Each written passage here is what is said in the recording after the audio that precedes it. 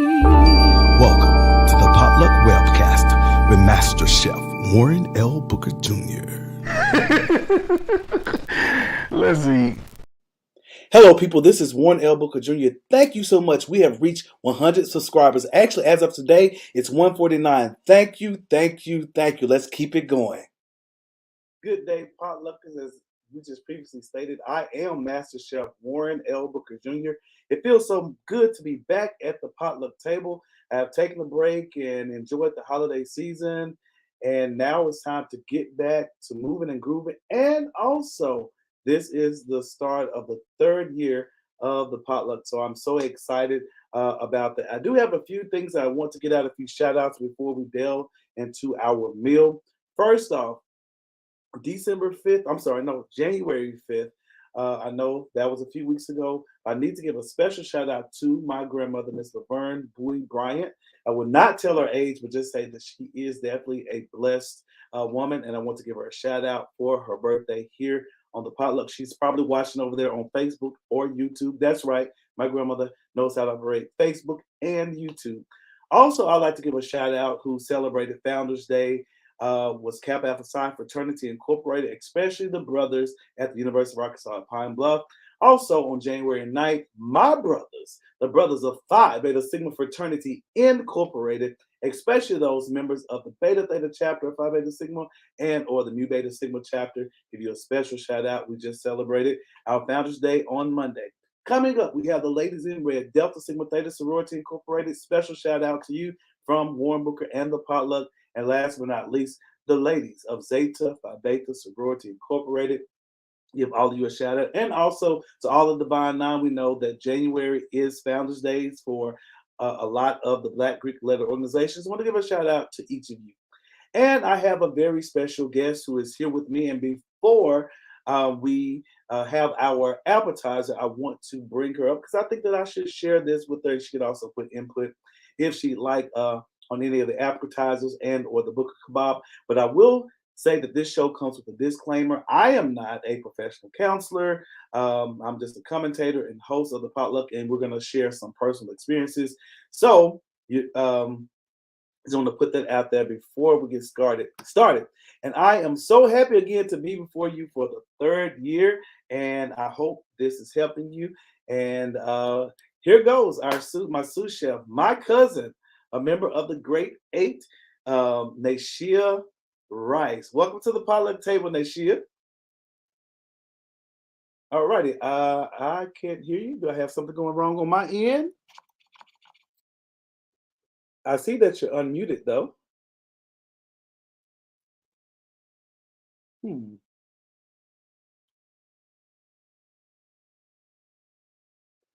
Okay, Nayshea, can we do a test to see if you can hear me? Or if I can hear you? Okay, let me check something out on my end, people. And I tell you, today has been hard. Let's see here. When I tell you I've had all type of tech issues, let me check one thing, people, and I will be right back. And I tell you, that's one thing about live. You never know what's going to happen, how it's going to happen.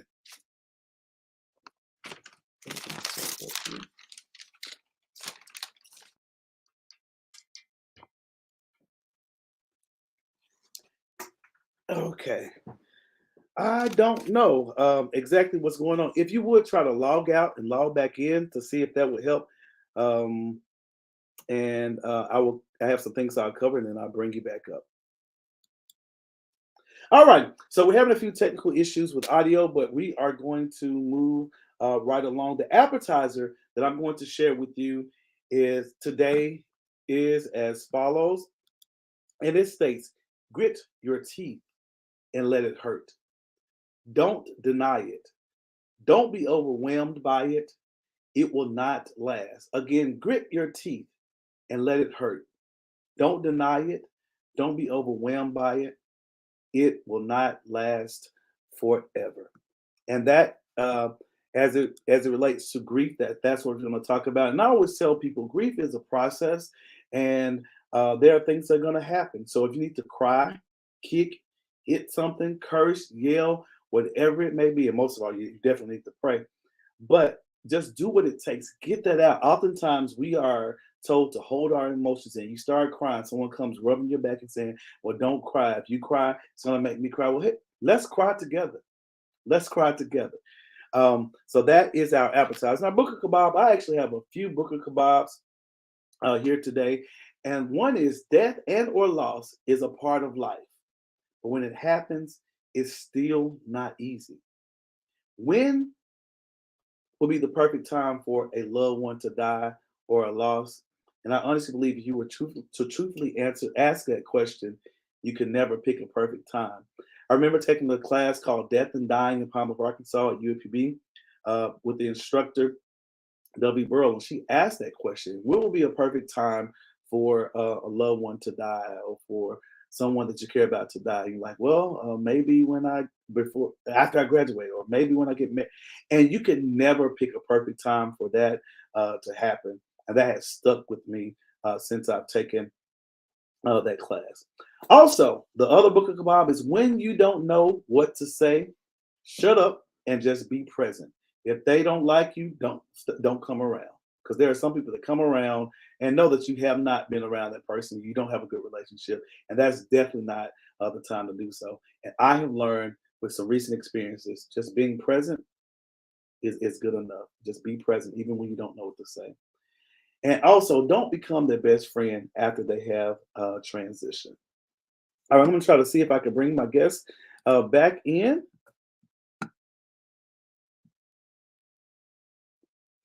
I still have no audio. Still have no audio on my end. Hmm. I don't know what that is about. Okay. If you have headphones by chance, could you try maybe putting headphones in?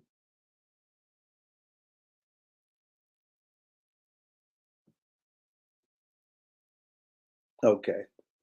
And under the permissions, did you allow access to the microphone um, when entering?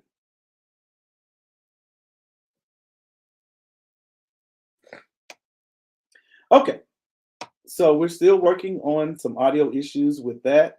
And our featured menu item today is processing grief. Again, processing grief. Now, I am very aware that man born of a woman is of a few days, and to God, 40 years is 1 hour. Now, as we journey through life, we will experience many losses. I mean, we will lose money, we will lose jobs, we lose houses, we lose fame, we lose friends, we lose family, and some even people lose themselves. And I personally, I've experienced some grief from losing friends, and not to death, but simply moving away or getting married. And of course, things change. You move to a total different city or state, and that doesn't mean that the relationship ends, but that relationship that we once had, like hanging out or just being able to drive right across the street or go to next door to the other subdivision, that changes. And I realized that I've experienced some grief as it relates to that. Now, the last few years, we as a country have experienced a universal loss, such as some freedoms and socializing. We've had curfews. We've had to wear things we don't want to wear, i.e., masks. And I realized then that I was experiencing a feeling of grief. Um, Things that we had were suddenly gone pretty much without warning.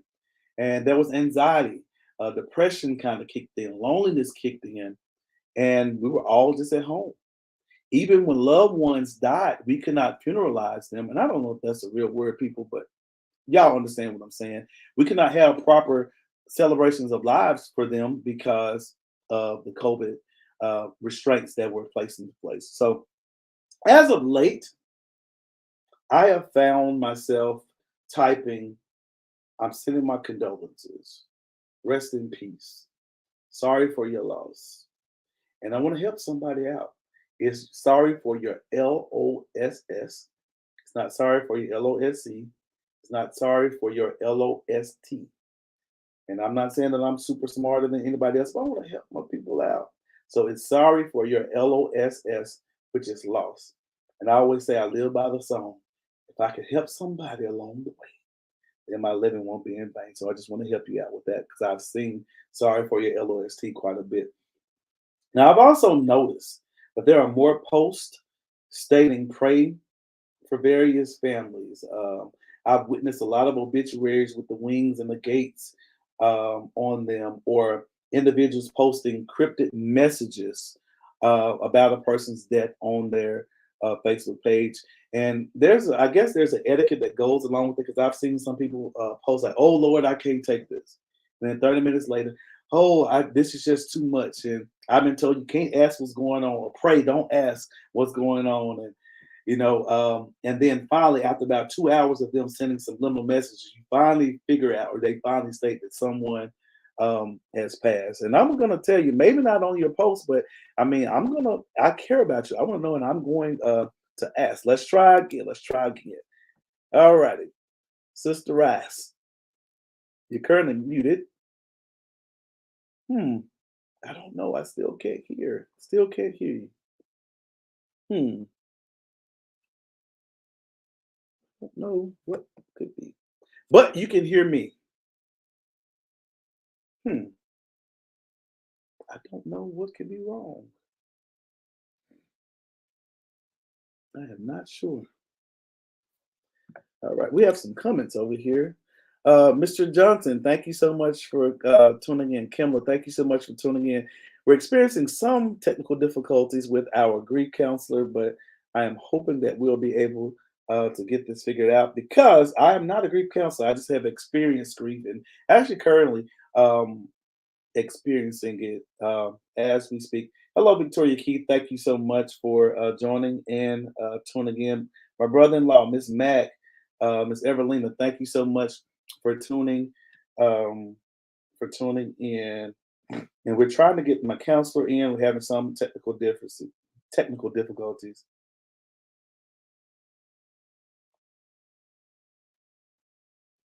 All right. So as I was kind of stating, just a few weeks ago, I was scrolling through a funeral home's Facebook page, and that's how you know you're getting old when you go to the funeral home's Facebook page. Back in the day, our elderly people would go to the obituary in the newspaper. Now we go to the Facebook pages, and I noticed that the majority of their clientele were people that were under 50, and this seems to be becoming a trend now where younger people are dying. I mean, teenagers, people that are 40, 30, younger. And we used to think of death, we would think of elderly people like grandmothers and so on and so forth. But that trend seems seems to be changing, unfortunately. And that was a wise or unwise mammal. I guess that person is a mammal that stated that there are people dying that have never died before. And I laughed when I first heard that, but now I kind of understand that comment in a sense because you did not hear of 20-year-old, 30-year-old people dying so frequently, but now it's almost becoming the norm for people of that age to pass. All righty, now can you hear me now? Let's see if we can hear our counselor. Can you hear me? I can hear you now. Look at God. Look at God. And you look so beautiful. We have grief counselor Nayshea Rice, who is with us here on the potluck table. And she also is my beautiful cousin, a member of the Great Eight, so on and so forth. So I thank you so much for joining us at the potluck table. Thank you. I'm glad to be here and for you to finally be able to hear me. Okay. All righty. The devil was being a hater. I But know. yeah, he is a liar because even for I have an iPad that will not sync, so I'm having to use my laptop. Software that I use to edit video is saying that I need to pay, and I have a lifetime membership. So things have been happening. My voice is tripping, but guess what? We are here, and it's going to work out. And I'm not sure what just happened. Nashia, are you there? Okay. And Devil, you still are alive. Um, but with that being said, I've noticed that it's not only our elders who are transitioning. is starting to be younger and younger, and that's rather unfortunate. Rather unfortunate. Now this year, I have experienced. Now it's two of me. Okay, and I can move this one. Okay, Okay.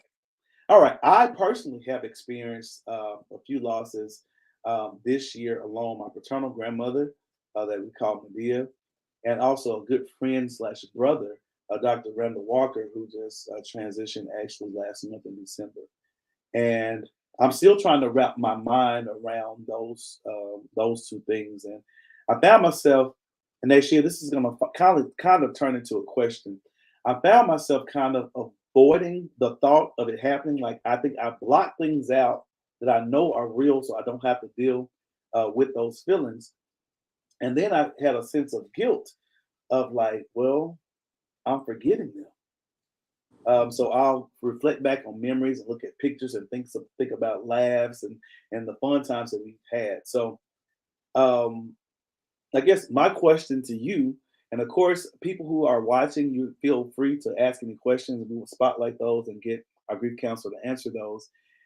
Is it healthy, like I guess, as far as going back to look at those memories or um, reflecting on those things, or is it kind of like rehashing a wound and you probably should not do that at this early period of grief? I'm not sure exactly how to handle that. I know what I have done. Mhm. What would be your advice as it relates to that? I think it's normal, like it's human nature for you to feel guilt if you're not thinking about them on a particular day or something happens. But I also feel like it's human nature for you to um, want to think about them. So I would say with memories, there is no right or wrong answer with that.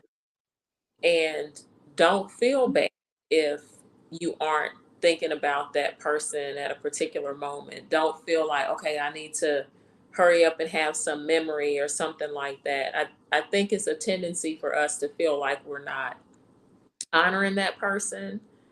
And but there really is no right or wrong answer with that. I think that it's a part of the healing process. It's a process. So don't feel guilt behind that. Okay. Okay. And also, and people, I'm being kind of selfish. If you have any questions as it relates to the topic of processing grief, please feel free to put those down there. But I'm kind of jumping the gun. I don't see any questions now. One other thing that I've noticed with me, I am unable to delete the numbers of individuals that I know are um, deceased, and I don't know if that's a good or a bad thing. But I have tried and I just can't do it. I've even tried to force myself, like you know that person will never, you never send another text. You'll never be able to call them again. Matter of fact, they're going to recycle that number. But there was a portion of me that says like I am deleting them. I'm forgetting them, and I just cannot do it. And I've actually asked that question or shared that with some other people, and they were saying they experienced the same thing. So have you heard that from or even experienced that in your own life? Yes, I have to say, so my kind of crazy. So when my brother was killed, um, Mhm. my late husband, actually, of course, he was living at the time. The first thing he did was he grabbed my phone and he deleted the number out. And I remember I was upset with him. I Mhm. didn't, but I was upset that he did that because I wanted to hear his voice again. I wanted to hear his voicemail. I wanted to see his Um, and so I'm kind of upset because I'm like, he didn't give me a chance to, to do that, to have that. Um, and I will be real with you. My late husband, I still have his phone number, Mhm. still have his name in my phone. It's still in there. Yeah. Yeah. Um, and I don't know that I will delete it. And I have to tell you though, if you choose to, keep that number in and all of that, don't be alarmed if you get a call from that number, because that happened recently. Oh yeah. It freaked me and Naomi out. We sitting there in the car, we both look at each other like, oh my gosh. And neither one of us could pick it up. Wow. I would be afraid to pick it up, to be truthful. So I just be aware of that. I would say that that could happen, like you said, because they recycle those numbers. Wonder like who was calling, what I mean? But I was like, no, I'm not picking that up. So Yeah, I don't think I would have neither, and it would have definitely freaked me out. But that's just one thing. I'm like, I'm holding on to this, and it's just something I cannot, cannot do, cannot do.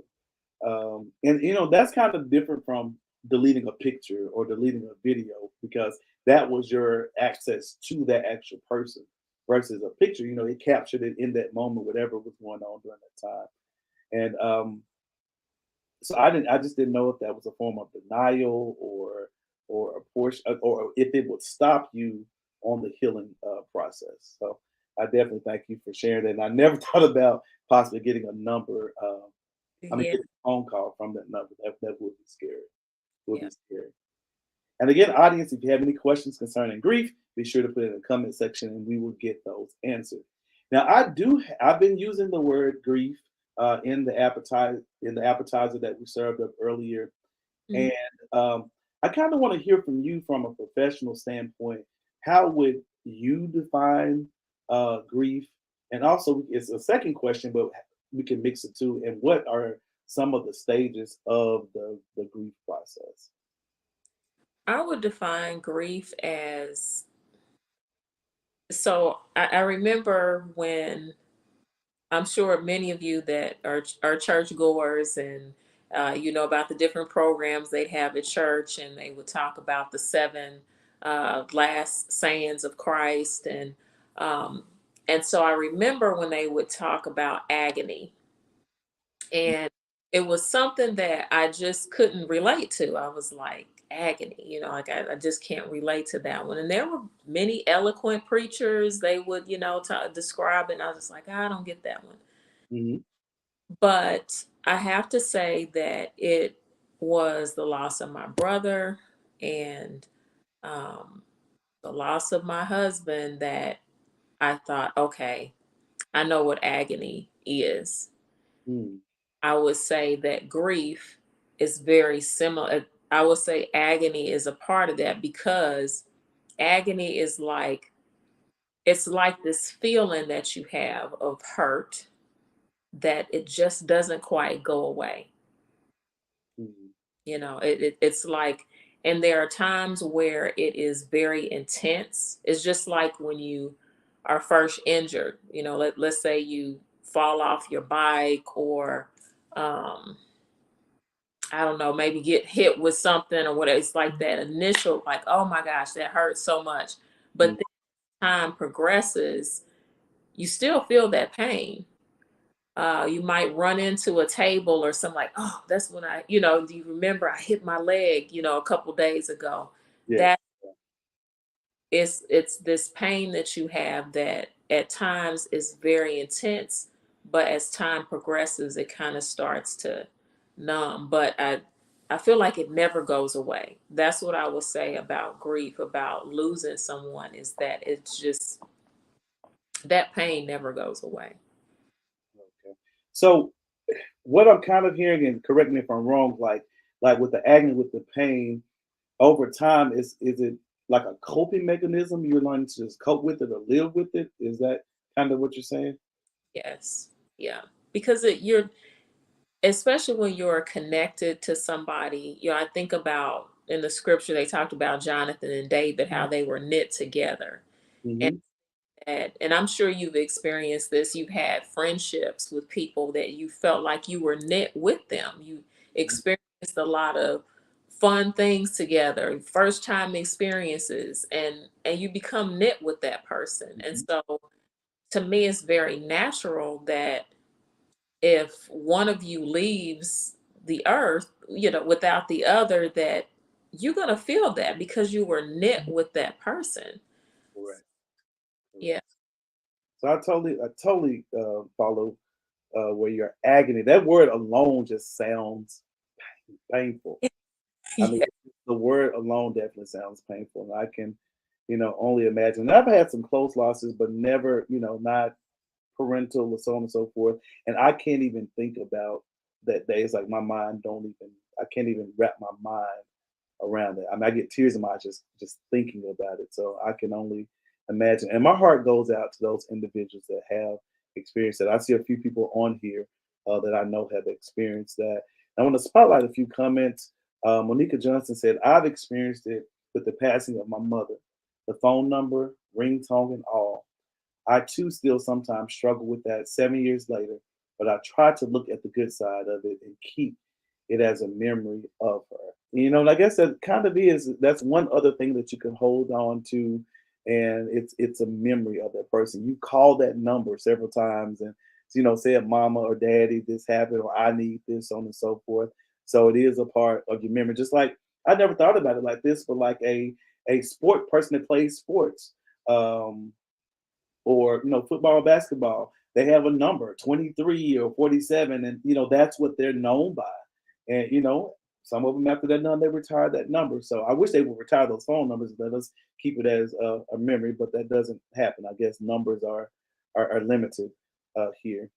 Nate Baker also said it's like it's debilitating, and I see he has a picture of he and his mom on his page. And hello, Summer Rain, thanks for joining, and everyone else that has joined us. Now, another question I've heard people ask and that I've wondered and kind of tapped on it a little bit, but the next question was, does it ever get easier? And I think you kind of touched on that a little bit, but it's basically saying that you never get over it. Now, I know I've heard some people say that they feel like they cannot go on, like there are even I've even heard recently of certain situations where a person may lose a spouse, and they actually, maybe a month later, 2 weeks later, they actually die from the grieving process. So, and I'm like, that is a deep connection. Yes. That's a deep connection that someone has, and I can be empathetic to it. I haven't experienced it, but I can only imagine what that um, may be like. And again, if you have any questions or comments, please be sure to put those in the comment section. Now, another question that we have here, and I've kind of gathered these, some of my thoughts or things I've heard people ask um, during grief type of situations. And Nathaniel Baker stated it doesn't get easier, but it hurts less, and that kind of goes on with that healing process that you were saying about earlier, or you were talking about earlier.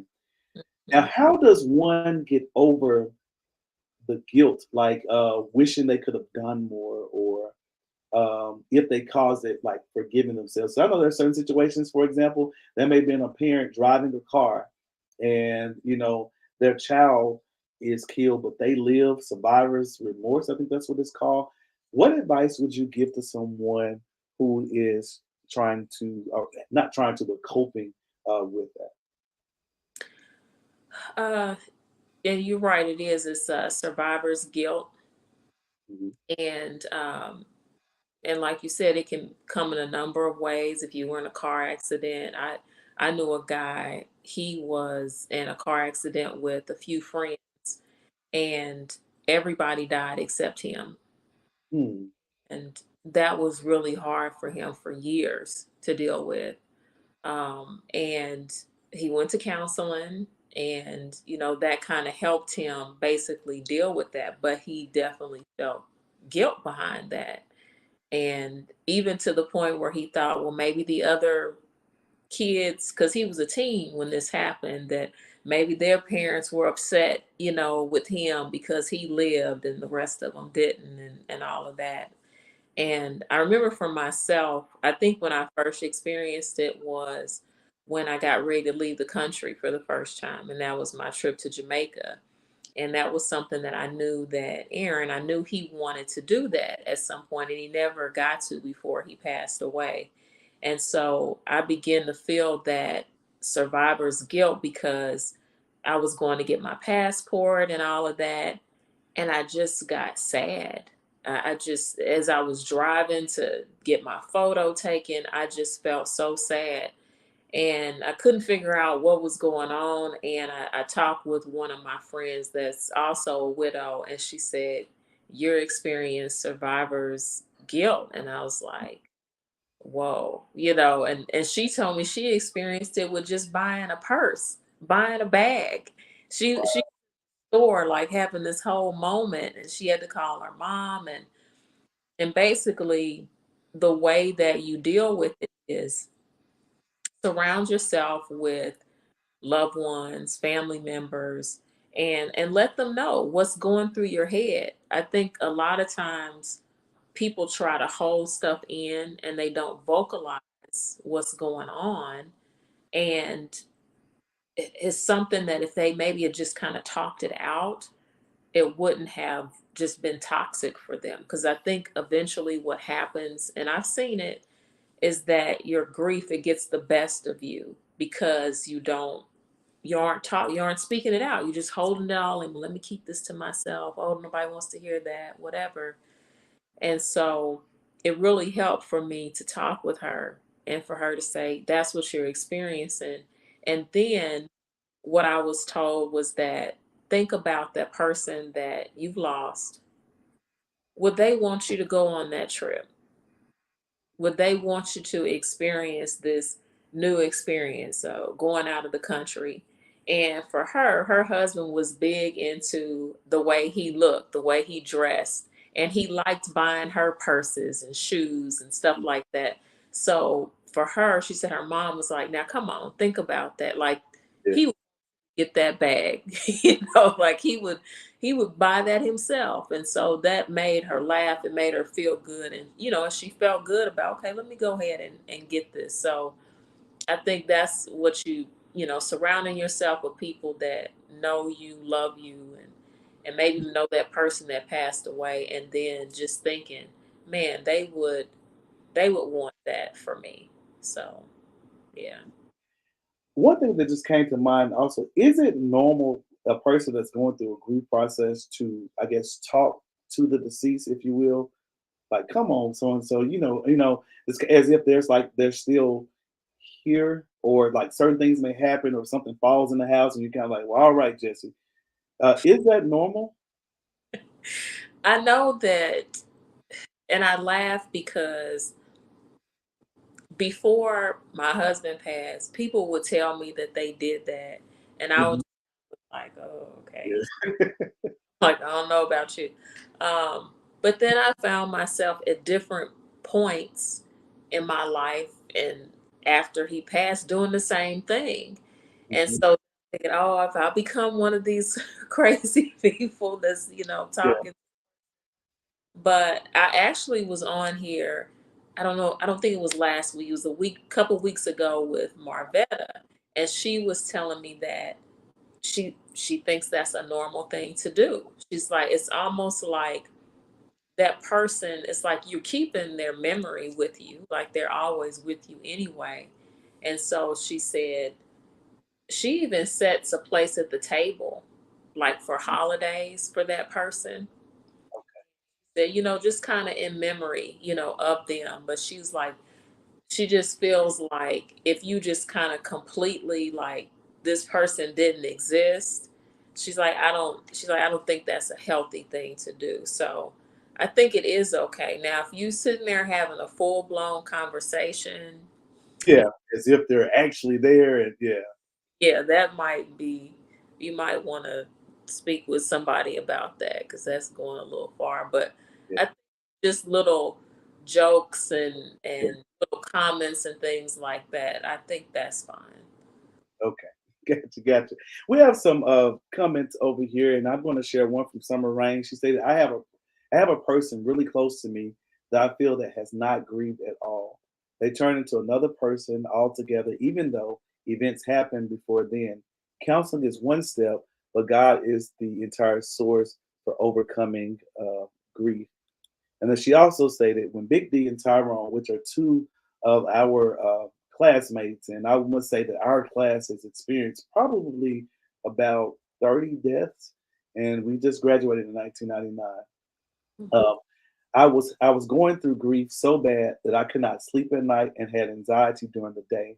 My mind kept going over and over our last conversation, and I was angry. I kept Tyrone's program at the foot of my husband and I's bed until I recently um, removed it. Mhm. And that Summer, you point out one thing that um, I guess people probably afraid to admit, but is anger common as it relates to the grief process? Absolutely. Absolutely. There's acceptance, there's anger, there's sadness, um, even just getting really down, really depressed. But anger for me, I feel like I was in that anger phase for a long time, just a very long time. And I was angry with his positions. I was angry. I was even angry with people that were in the airport. Let me explain this. It'll sound too crazy, but when we would have to, so we traveled to the Cancer Treatment Center, which was in Illinois, and we'd be in the, now, my late husband was a young man, I was a young woman. Um, I still think I'm young, but anyway, You so are, you are. pushing him in this wheelchair, and people were just staring at us. And I'm not talking about kids, I'm talking about grown men and women. And it just made me so angry because I'm like, why are they staring at us, like this? Nobody was smiling or speaking to us. They were just staring. And so I realized that, and God, I mean, you have to forgive those people that Mhm. were staring and gawking and all of that. But yeah, I carried a lot of anger with me for a long time. So that's very normal. And I've also heard people say that they were angry with God. Um, and as I said earlier, man that's one of a woman is of a few days, and but I've heard people, say that they were angry with God. They didn't understand. We were not finished here. People, oh my God, you're angry with God, or don't you, or even asking God why. You can't do that. And I personally think, I mean, I ask God all the time, like, hey, what's going on? Why am I going through this? Why is this happening? And I've seen where things have been revealed, but it's almost like, don't you be angry with God. And have you heard of maybe some of your people in your circle, your group, expressing anger with God? Absolutely. Absolutely. And different moments too, when you're raising your child or you're going through something with, for me, that's the main time I think where I feel that anger is kind of like, God, like, why did you take this person? He would be really good to help me handle this situation or to Right. step. And I mean, now I can joke about it, but my daughter, it takes her some time to get ready in the mornings, and so uh, her dad, he was just so good at like making sure she was staying on track. Like, do this, come on, let's get out of here. And I'll never forget one time I heard him telling her, "If your mom saw what you was doing right now, she would be furious." Hmm. Ozone. I mean, he was just like, and so he was just, I felt like he was just really great for um, helping her stay on task and stuff. And then me not get like so heated because we trying to get out the door. And Right. so I was just like, it was just frustration. I was like, God, now I'm trying to get her together, get me together. So, yeah. Wow. Wow. And I see we have another comment that's from Summer Rain to say that I'm better, but at first I was so mad. I was actually so angry. I was hitting the walls of my home and asking God to explain why they had to die. And Summer, I can also relate to that as well. And earlier with my book of Kabbalah, I was saying yell, scream, cuss, pray, and that don't sound right being back to back, but whatever helps you to get it out. Because I think in our society, people are just saying, well, don't cry. Like a person start, no, let them get that out. That is a relief valve. We're controlling and holding all these emotions in till eventually, I believe that like a pipe, you will erupt, you will burst. So I believe in crying. You can ask some of my friends, like, hey, I'll cry, I'll get that out because it helps me feel better. Wipe my face, and I feel like I can face the world. And would you have anything to add to that, next year? I that's actually, I feel like that's how I really got into working out so much. Hmm. It's the anger. Like that was a way for me to kind of leave that stress. And it started with this punching bag that we had in the basement. Hmm. And I would just go to town punching this bag. Gotcha. Gotcha. And what's funny is, I mean, most people know me like, who would I be fighting? But, but I was just going to town with this. Were you windmilling or you were punching? I was punching, Okay. so upset. Yeah. And you know what you're talking about with God, being angry at God, Mm, absolutely can relate to that. But I have to say that it definitely changed the relationship that I had with God. mm, I, it's a closer relationship now. Like I talk to God just like I'm sitting here talking to you. mhm. God, this is messed up. You know, Yeah. straight up like, hey, why? Like, why are we here? And like you said, sometimes God will reveal, he'll explain, like, okay, this is why. He'll show me this is why things happen the way that they did. And then sometimes he doesn't. And sometimes I feel like there'll be things we'll understand later. He ain't gonna tell us all right now. Right. Right. I think there's a song where I've heard the saying, "You understand it all better by and by." And sometimes that does happen. For Summer Rain, she also said that I just was not understanding in my flesh. But honey, knowing God and depending on Him wholeheartedly, it changed things for me. I had to come to an entire understanding of the death and dying process, and that's definitely true. And some, I'm not avoiding your question. I see earlier you say that Warren, how have you handled your recent experiences? And one is really, really fresh. And to be truthful, I think I started out just avoiding it. That's just one thing that I do. We've talked about it in counseling. And if I don't think about it, then it's like it didn't happen. But 4 o'clock in the morning or 3 o'clock in the morning, my mind gets to turning and I get to dealing with a lot of the things that I was trying to avoid. And I think sometimes for me, reality sets in the day of, like my friend that recently passed. We had moments where we talked about it and reflected, but for the most part, it was when I saw him in that casket. And I was like, wow, it's real. And it felt like I was hit by a ton of bricks. Mm, Um, and then afterwards, um, I think I tried to go back to well, I'm just not going to think about it. But then that guilt kicked in, like, you can't forget about it. And the same thing with my grandmother.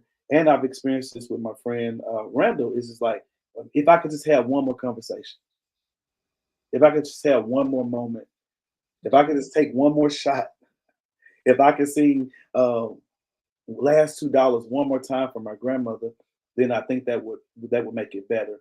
But then I think about what Ms. Burrow told us in Death and Dying. Like, if you could pick the perfect time for a loved one to pass, you know, when would that be? And I think we would constantly think about another time or an occasion in which, well, they need to be here for this, they need to be here for that, they need to be here for this, that, and the other. And I don't think that's beyond our control. that's right. That's beyond our control.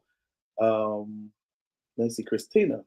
And I appreciate you guys for chiming in. She said, I never had a death affect me how my uncles did, and I am still processing and dealing with that. It's going as good as I can make it. Overall, I just learned that it doesn't get easier, but you learn how to cope with it and how to appreciate them for who they were and when they were here.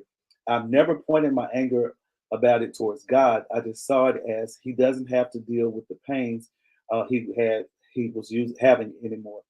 I'm still working on healing from that, and I've never seen His combination of names be.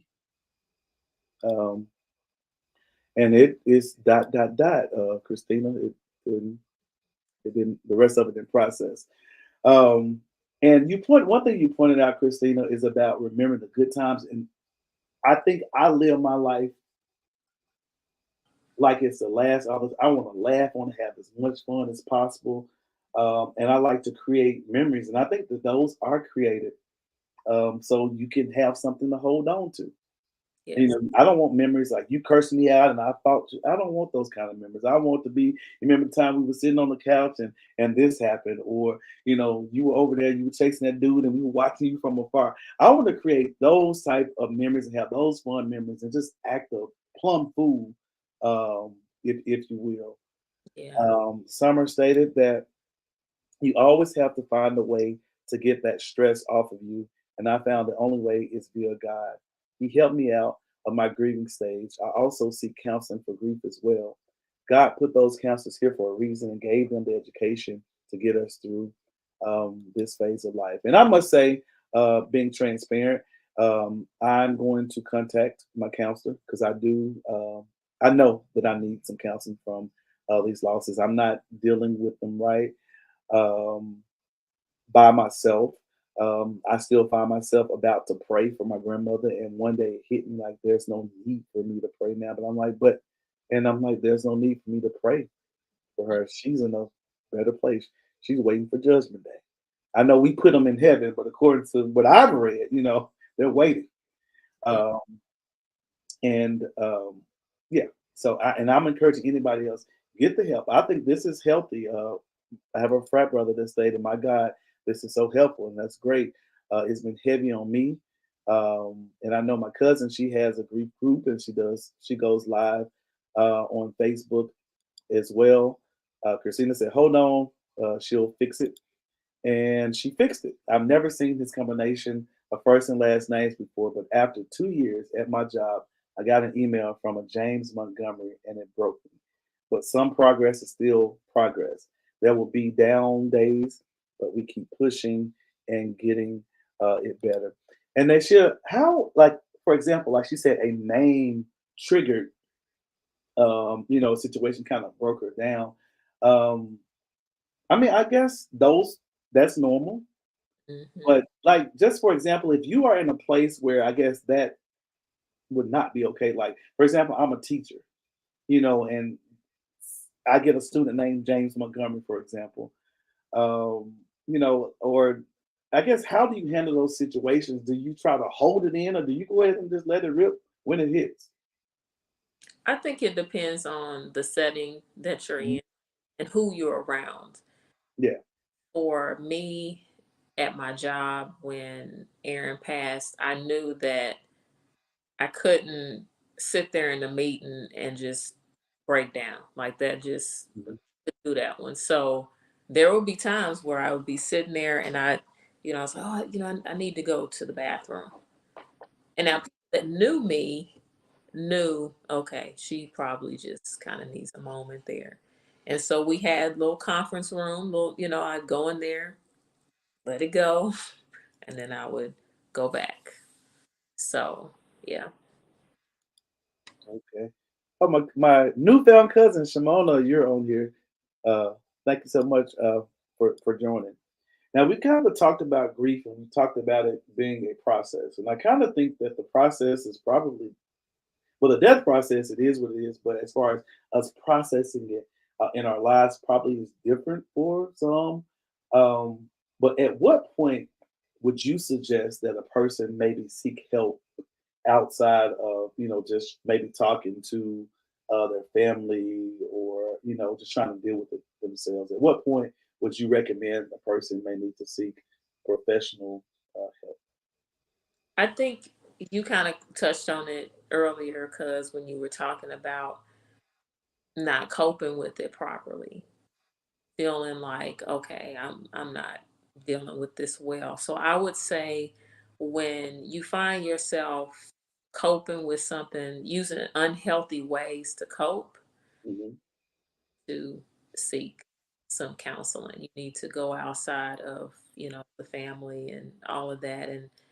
And one particular lady I think of now, she was using alcohol. And I remember, even myself, I said, being transparent, I did that for a while. For a while, it helped me to sleep at night. And that's what I would do. But, I started to just feel sick in the mornings and stuff. And I was having headaches and all of that. And so I realized, like, this is impacting me physically in a bad way. And I don't need to do this anymore. And I'm grateful to God that that was kind of something I was able to redirect myself. But I know for some people they can't do that on their own.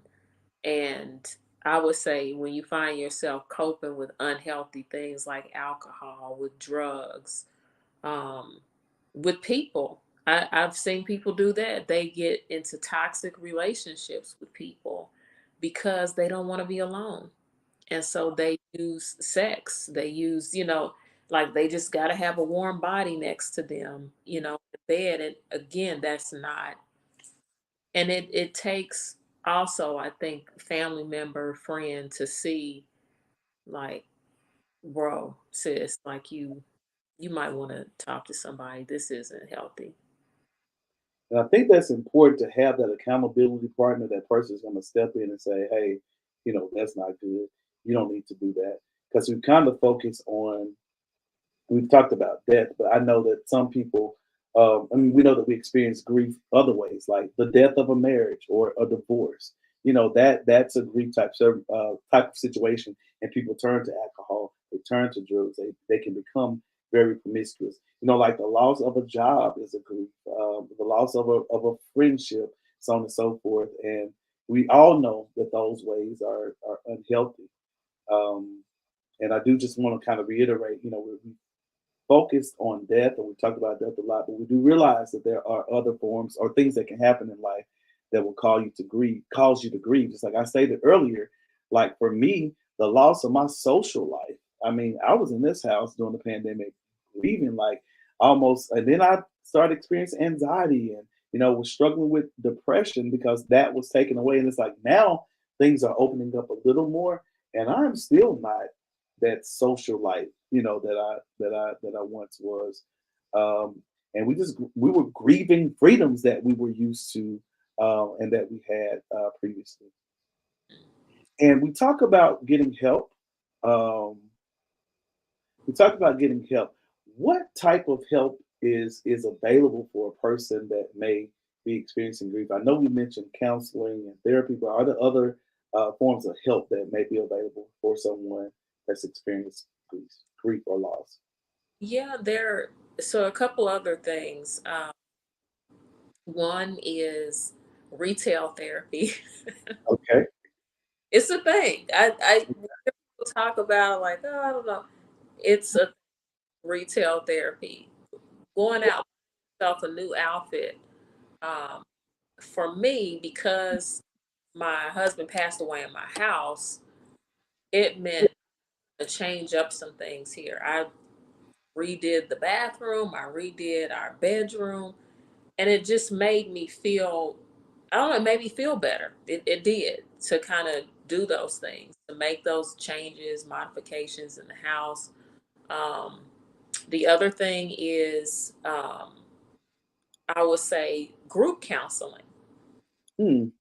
The one-on-one counseling, I think, is, of course, is really great, but I found group counseling was really good for me and for Naomi, because you were in a room with other people who had experienced Mhm. similar losses, and it was like you were all helping each other.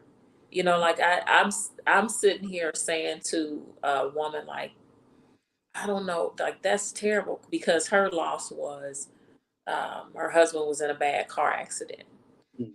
And she was like, I just saw him that morning, and then it was like by that afternoon he was gone. There's nothing I could do, this and that. But then I'm talking about my situation. She was like, I don't think I could have done that. I don't think I could have dealt, my husband, with all these tubes and things like that.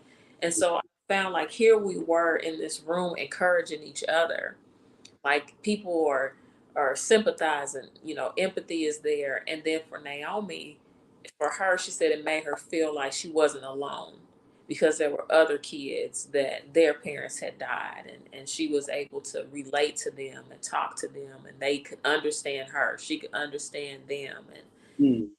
like she said, she could say, oh, sometimes I just get so mad. And they could relate to, like, yes, I feel the same way. And so group therapy is really good. And you don't have to have like really great artistic ability, but any type of painting or drawing, like those adult coloring books are the truth. They really are. Okay.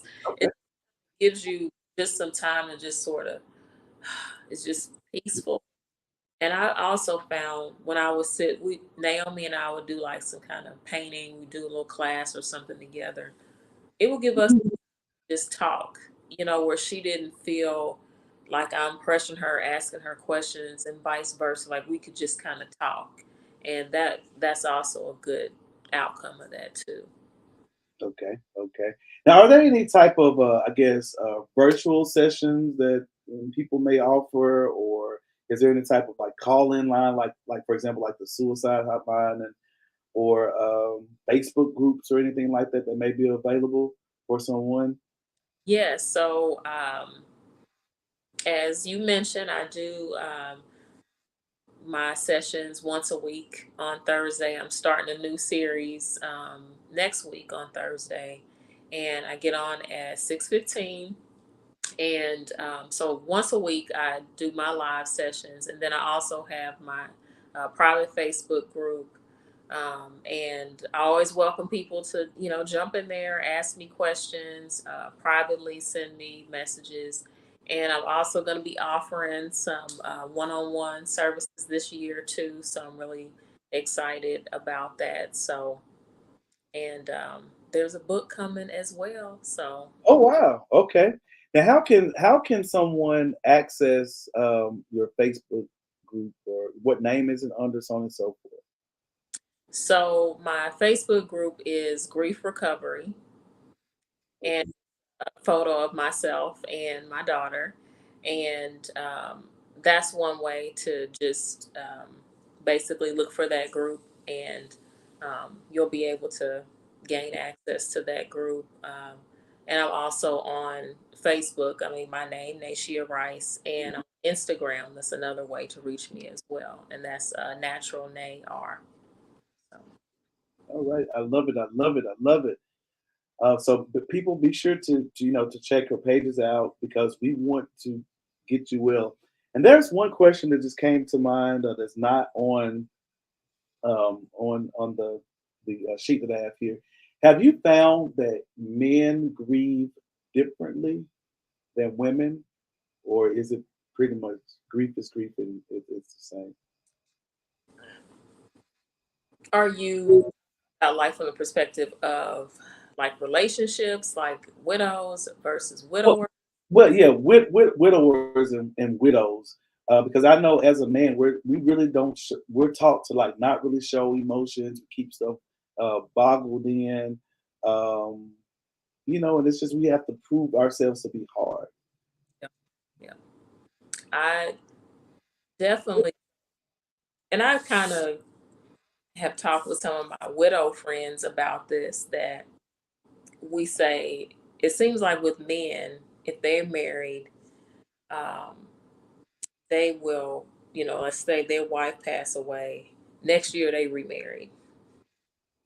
And then we were talking about with us, it's like years have passed, and some women don't go on to get remarried, and I mean, it sounds like overgeneralization, but it really does, like a higher percentage of men that just kind of go on. And the mother of one of my friends, she kind of challenged us because we were having our widows meeting, and she kind of challenged us, and she said, maybe we as women have it wrong. Maybe we should be more like men, and just kind of moving on, being open to that. And that within our group, I do feel like we did spend a lot of time just kind of encouraging each other, like, accept that coffee date, go to the movies with him, like, go. It's okay. Pick up the phone, have a conversation. Like if you're gonna have to get back out there. And so I do feel like, yeah, it is different in that sense. I feel like men are, and one thing I will say, I've noticed this too, is that women are more attracted to widowers, men that have lost wives. They're just this hot commodity. Wow. Okay. And that could also be a reason why it seems like they seem to get married quicker again, because women are just like, oh, so Wow.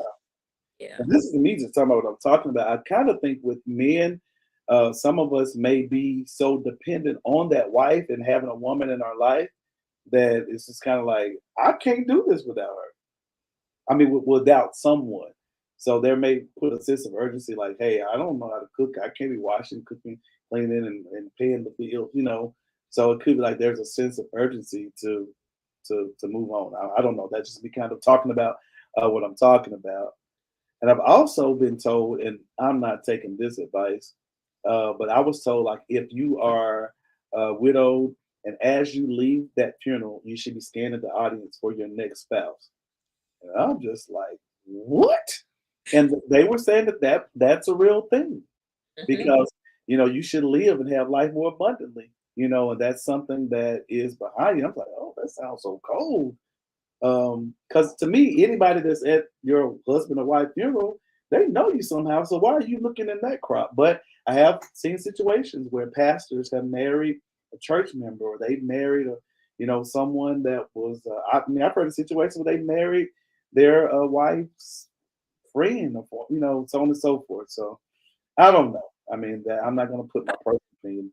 Well, they know they've got, a terminal illness, and um, trying to hook their Yeah, yeah, spouse up with somebody that's a friend or whatever. Or what about so and so? I mean, so yeah, that I don't know. I couldn't do that one. yeah. But I have seen it. I have seen it. I've seen it happen.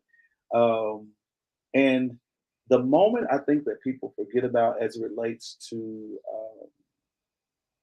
a funeral or a death is after the funeral when the pomp and circumstances has stopped and the cards have stopped coming and people stop coming by and they're no longer bringing food. I've been told, and I've kind of noticed like this is when the process really starts because I think sometimes people they don't have time to grieve because they're having to, pick the casket and pick the suit and, grab the pictures for the obituary and get flight settled and clean up the house because, somebody's at the house that they really haven't had time to really to deal with it. But then after that all has settled down, then I think this is when living without begins, and that's the hard part. And I've made myself kind of be that guy that I may not bother you the week of the funeral. True enough, I'm going to come, but it's the weeks after. I'm Yeah, going to shoot you a text and say, hey, just checking on you, thinking about you. Do you need anything? yeah, yeah. I'm the same way. I think it's good, for you to mention that, especially with this topic and on this platform, that loss, yes, life goes on. You still got the job to go to, bills to pay, your car to drive, all those things. Hmm.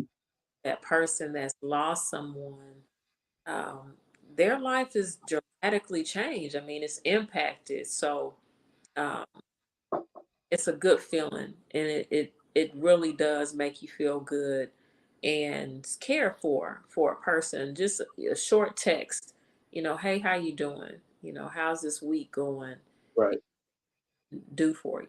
Anything you want me to pray for. I mean, that goes a long way. Just thinking of a person like that. right, right, right. I think I missed some comments. Oh, I'm sorry, people. I missed some comments. Ms. McGuire said that men do grieve differently.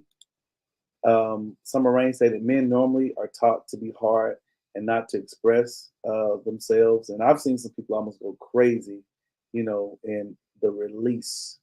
The release. I know of a situation. I have a friend, and I was just led to text him release, and I mean it was just a loud outcry, and that was getting it out.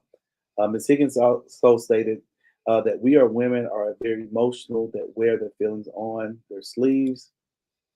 Women are more attractive to men that have someone already and or widowed. Um, Ms. McGuire said to work at a funeral home. No, that's not so. I'm not sure exactly. And I'm so sorry that I missed these comments. Let me say in today's society, rather, we do not know how to have our own at this point. Some people shall I say. Mm. Monica stated, after the passing of my mother, I was out of it for at least a month. From work, after I went back to work, I thought that I would easily get over it and not think about it. And over the years, I never grieved properly. It was like I put my feelings and grief on a shelf because I had to be a strong one for the family, holding them together until almost 2 years later. I literally had an emotional, I literally had a mental breakdown at work. At that moment, I realized that I was not okay. I went on FMLA, stress leave, and I took the. I think I guess there's a limit on the text Mhm. or whatever. So, but I pretty much follow what you're saying, and that's good that you received the help and realized that things are not okay. Miss Celestine said that my husband passed on 1/16/22. I can't even imagine being with someone else. Not saying that the feeling won't change, but as of now, no. And that kind of goes on. We were saying like women are pretty much like they have a commitment. Say I, committed. And I took a vow to that person, through sickness and health to and death. We say until death do you part. But some people are like, no, I don't want anybody else. I don't need anything else. And and that's okay if that works for you. And should there be another knight in shining armor that come about, I mean, it will definitely happen. It will Yeah. definitely happen. So my goal overall is just to help someone, and as I attempt to help you, I'm trying to help myself. I don't really like to think about death. People don't like to. I don't like to talk about death. But I do have one request, and I want that to go on record because this should stay up. Is that when I do transition, that y'all have to work in last $2 somehow. I don't know what I don't know if the church will allow, but before they drop me in that ground, say ashes to ashes, dust to dust. Somebody have a speaker or something, and I want last $2 a part of something. So that is documented, people. My mama over there on YouTube, hey, sister, people, hey, y'all hear that?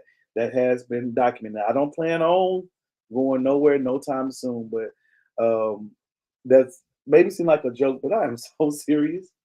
I'm so serious. I went to a service where they sung that. Okay. Oh, really? Yeah, Okay. So I'm not alone. it Not was alone. my favorite song, and so the minister that was doing the service, he actually sung a verse or two. I was like, "What?" But people laughed. I mean, people that knew her and everything. I mean, Yeah. it was Yeah. yeah, Cool. Cool. Cool. Yeah. I'm not with her. No, not yet. But I mean, I can feel it. I can feel that.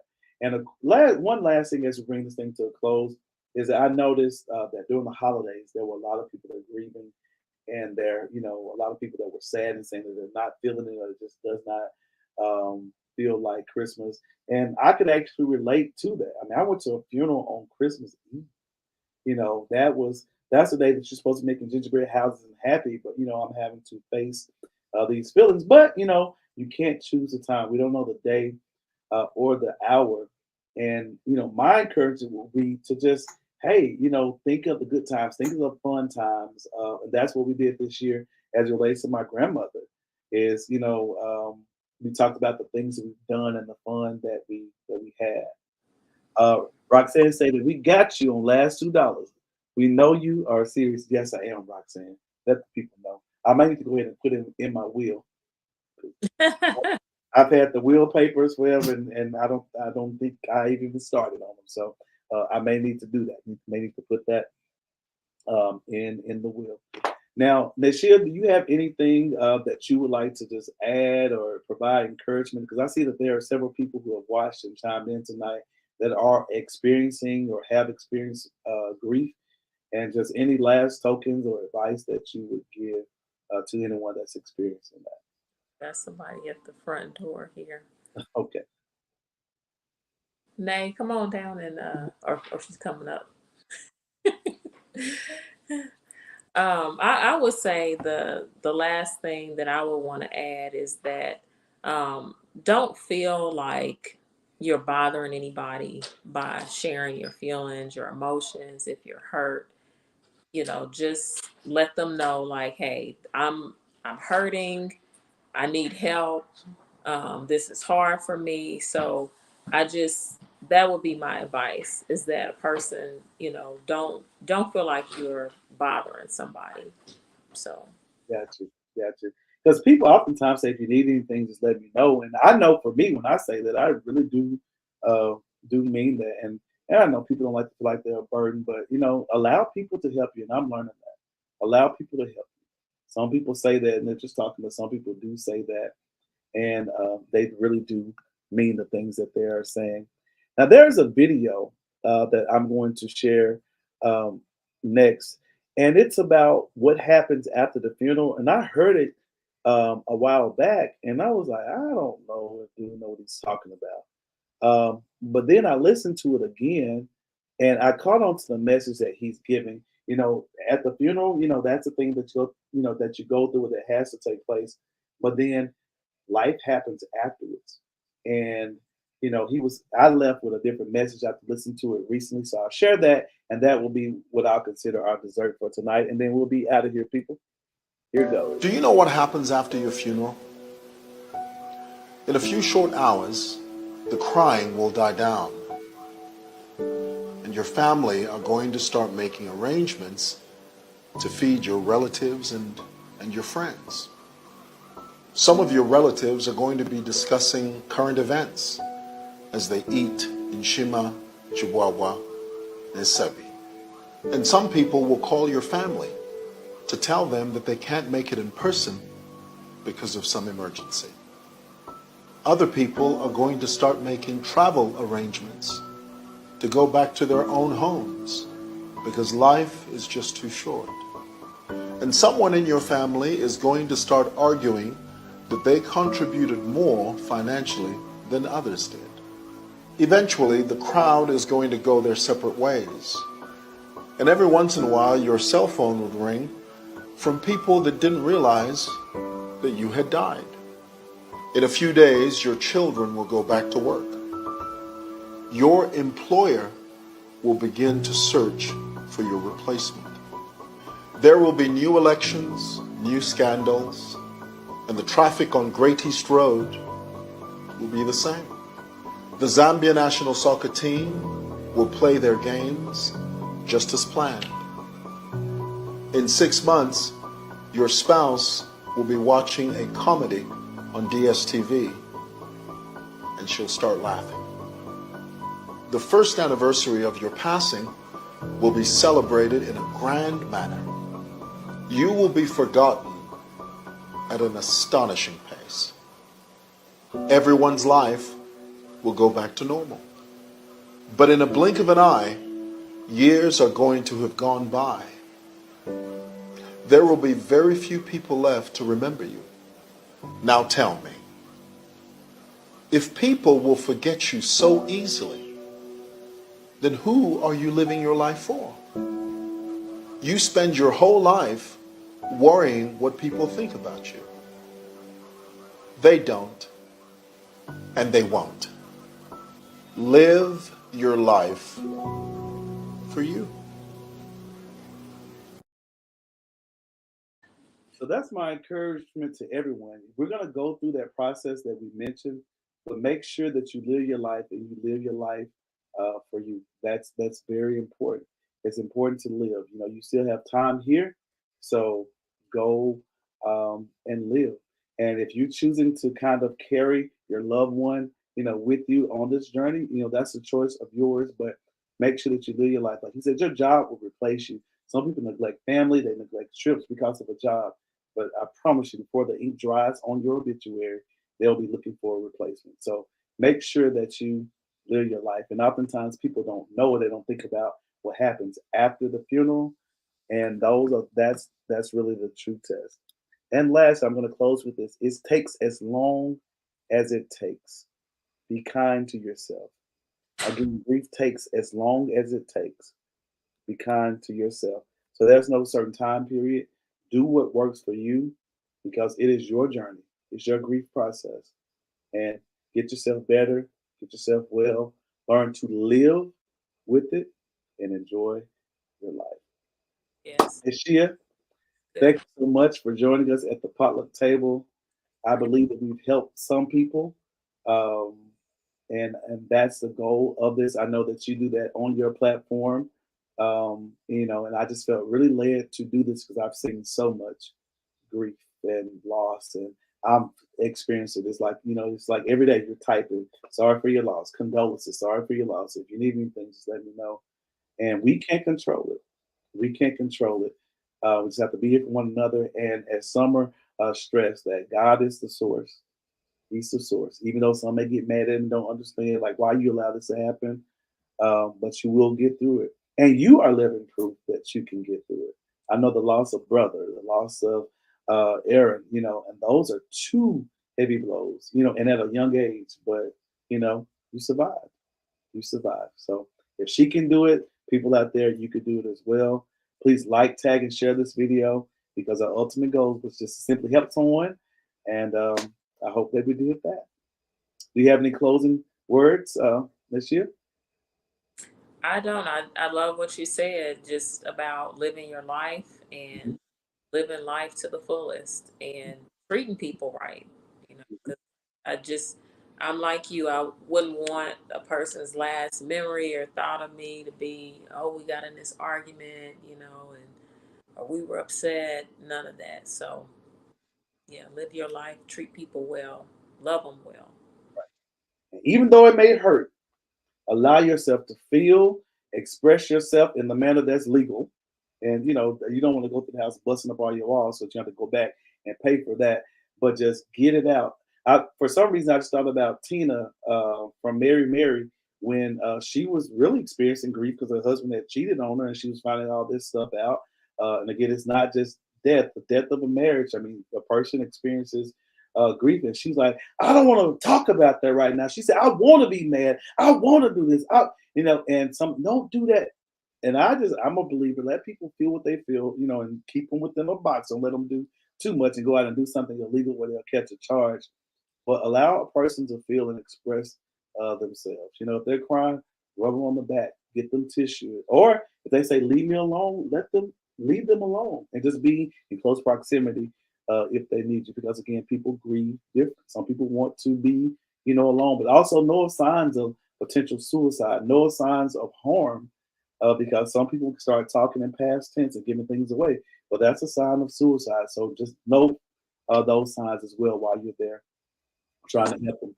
And with that being said, I want to thank each of you for tuning in to the potluck. Like I stated, please like, tag, and share this video. We acknowledge the things that you have brought to the table today. And here at the potluck, we will eat whatever you bring. Have if it's nasty, we'll spit it out. And we'll also ask who cooked it, and we'll talk about you. On another note, please remember to never put potato salad in, put raisins in potato salad that you may bring to the potluck. With that being said, I am Master Chef Warren L. Booker Jr., and I'm joined by my cousin from the Great Eight, Nayshea Buie-Rice. And I thank you so much for tuning in, and people have a blessed day. Thank you so much, and have a great night, my fellow potluckers. And again, thank you so much.